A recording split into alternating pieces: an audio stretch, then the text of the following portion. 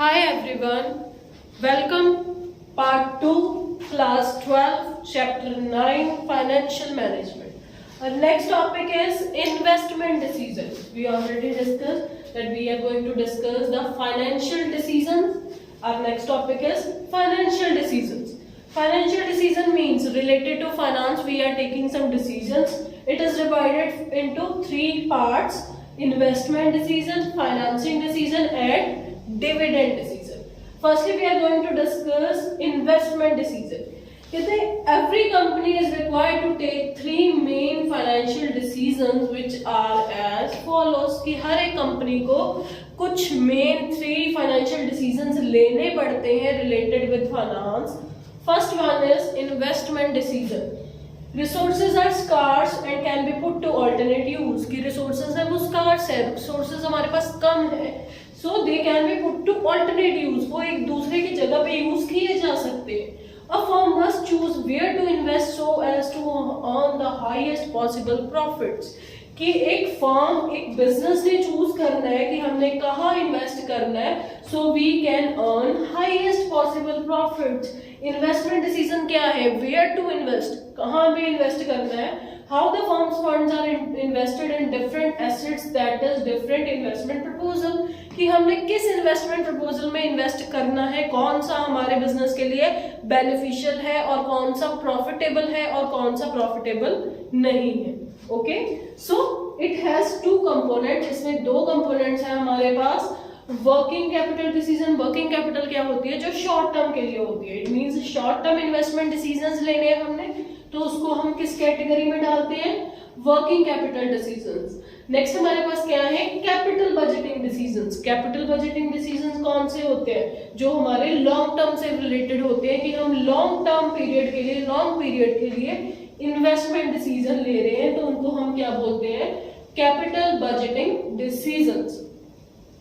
Next we have the factors affecting investment decision. Okay, first is cash flow of the project. Obvious है, cash flow means एक project जिसमें हम पैसा लगा रहे हैं उससे हमें कितनी इनकम आ रही है, कितना कैश फ्लो आ रहा है, कितने पैसे हम अर्न कर रहे हैं उस प्रोजेक्ट से.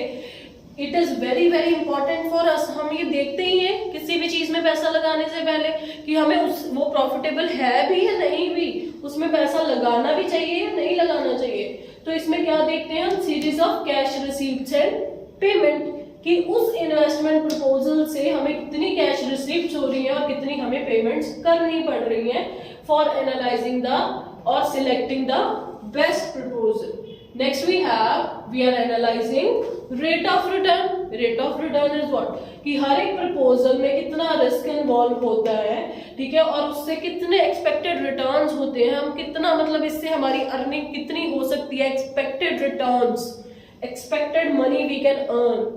तो हम एक्सपेक्ट लगाते हैं उससे कि कितने रिटर्न हम इस प्रपोजल से अर्न कर सकते हैं और इससे हम बेस्ट प्रपोजल को सिलेक्ट करते हैं.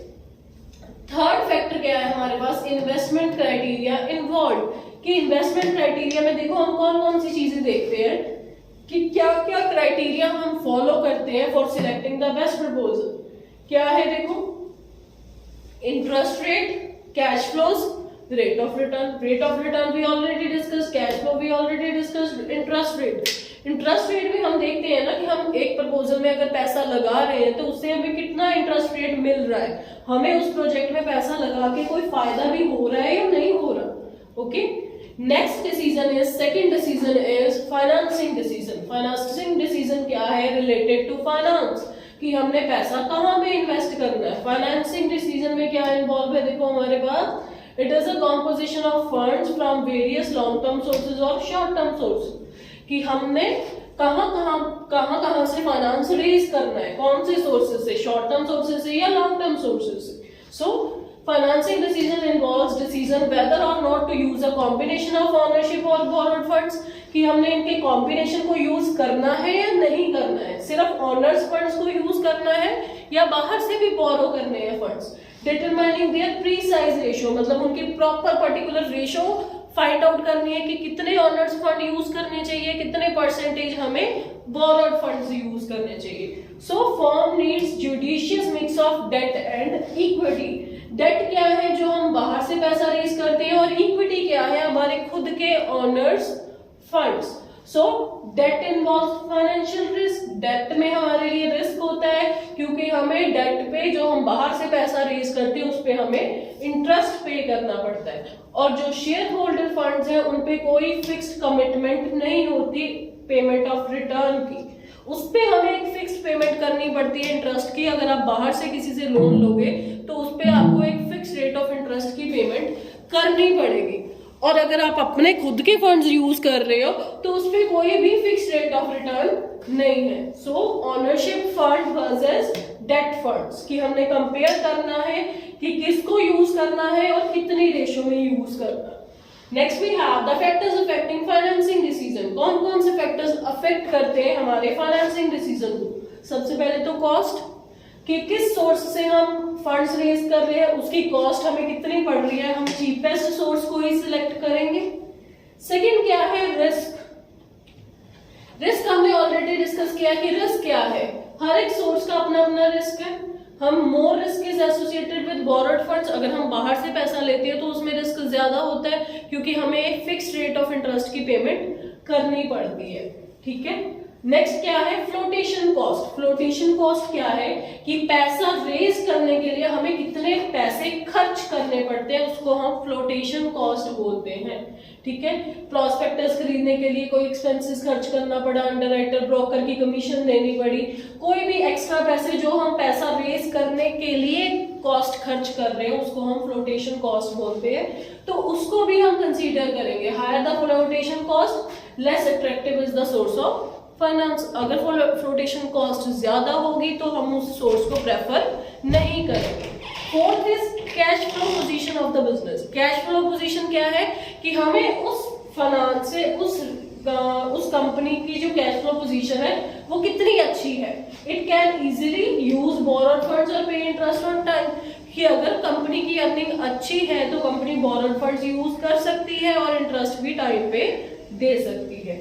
Next we have the control consideration. Control consideration क्या है कि अगर कंट्रोल को हम अपने हाथ में रखना चाहते हैं, in case the existing share holders want to retain the complete control of the business, अगर जो कंपनी के शेयर होल्डर्स है वो सारा कंट्रोल अपने हाथ में रखना चाहते हैं, then they will prefer borrowed funds, okay.